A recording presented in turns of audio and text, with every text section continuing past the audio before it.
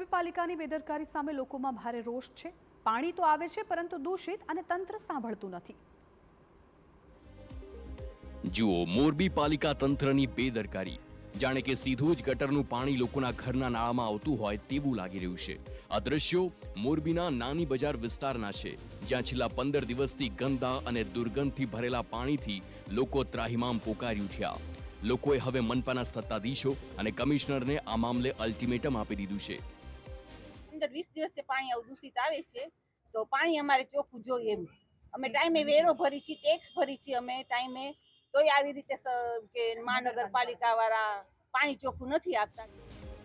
ગંદા પાણીના કારણે લોકોને રોગચાળો ફેલાવવાનો ડર સતાવી રહ્યો છે। લોકોનો દાવો છે કે સમયસર વેરો ભરતી પ્રજાને મનપા દ્વારા અપાતું પાણી પીવા તો ઠીક, વાપરવા લાયક પણ નથી અપાતું।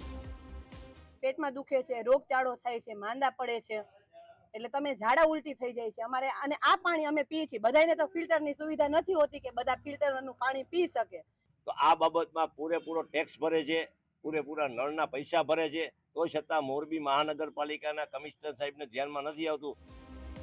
લોકોએ અનેકવાર રજૂઆત કરી છતાં કોઈ નક્કર કાર્યવાહી નથી કરાઈ। હવે આગામી 15 દિવસમાં આ પ્રશ્નનું નિરાકરણ નહીં આવે તો ગંદુ પાણી મનપામાં ફેંકવાની સ્થાનિકોએ ચીમકી આપી।